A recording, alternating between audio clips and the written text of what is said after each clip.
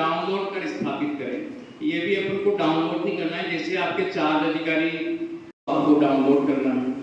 Download करने के बाद आपको नजरी नक्शा भी बनेगा। प्रथम 3 दिवस तो आपका ये कार्य रहेगा कि आप अपने HLP उसको HLP करेंगे अपन, मकान सूचीकरण ब्लॉक, वो सबको आवंटित कर दिया गया है।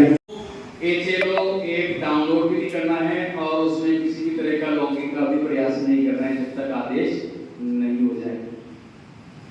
उसका रीजन मैं आपको बता दूं कि ये ऐप जो है एक ही डिवाइस में चलेगा।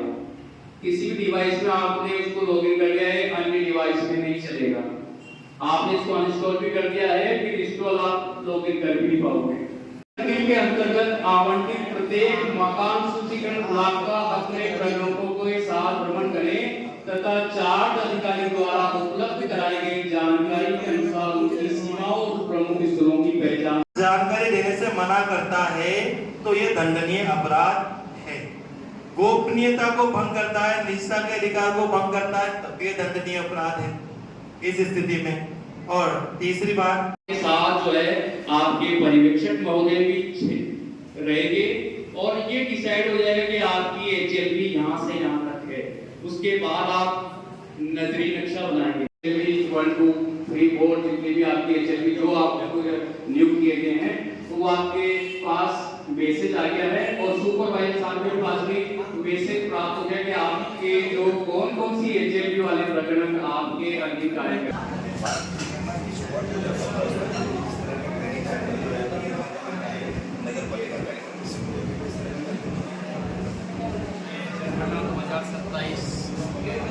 जो भारत की 16वीं जनगणना है, इसके प्रथम चरण में जो कि 16 मई से 14 जून के बीच में चलेगी। इसके पहले चरण के लिए हमने यहाँ नगर पालिका क्षेत्र में जितने भी प्रकरण है उसके प्रथम बैच की ट्रेनिंग आज 1 मई से 3 मई के बीच में चलेगी। आज पहले सत्र के बीच में जनसंख्या के प्रावधान है, संवैधानिक वगैरह के बारे में जानकारी प्रदान की गई। आगामी सत्रों में चूँकि ये पहली ऐसी जनगणना है जो डिजिटल माध्यम से संपन्न होने जा रही है, इस बार इसमें डिजिटल माध्यम और स्वगणना का जो प्रावधान किया गया है, तो ये जनगणना है जो अन्य जनगणनाओं से विशेष जनगणना होती है, छोटी जनगणना।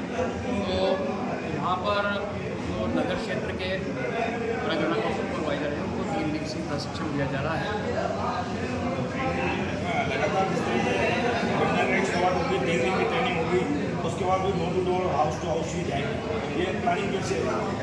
इस ट्रेनिंग के बाद जो ये पूरा जो जनगणना का जो है वो एक ऐप के माध्यम से ये जनगणना होगी। इसमें राजस्थान की बात की जाए तो 16 मई से 14 जून के बीच में पहला चरण होगा। इससे पहले स्वगणना का जो चरण होगा, आम नागरिक जो है वो स्वगणना कर सकेंगे, उसका चरण 1 मई से 15 मई तक चलेगा।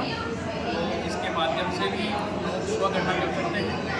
जब आपके पास 16 मई को प्रकटक आएंगे तो वो आपसे उस केस की जो स्वगणना जो आपने की उससे एक ID जनरेट होता है। उस ID जनरेट के माध्यम से आप प्रकटक को अगर आपको देंगे तो आपका डेटा जो है उस ऐप में संकलित हो जाएगा। अगर उस डेटा में कोई कमी या हो दूसरे अन्य कारण होंगे तो प्रकटक महोदय संशोधित कर पाएंगे। स्व जनगणना जो है वो कैसे कर सकता है? स्व जनगणना का मतलब ये वो खुद ही अपनी जनगणना कैसे कर सकता है? बिल्कुल, स्व जनगणना का एक अच्छा प्रयास है क्योंकि डिजिटल युग है।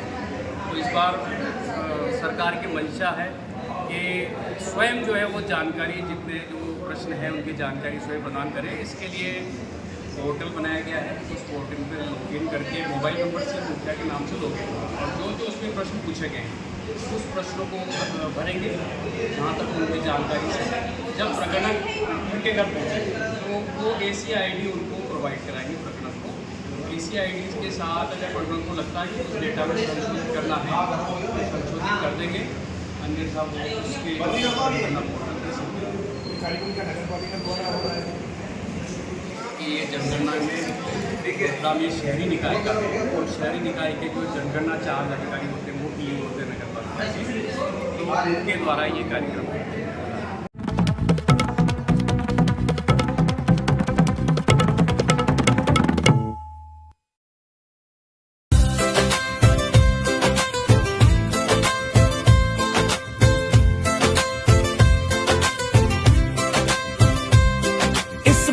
पर कागज कलम की बात पुरानी, मोबाइल से लिखेंगे नई कहानी, करेंगे अपने हाथों अपनी पहचान, डिजिटल हो गया हिंदुस्तान।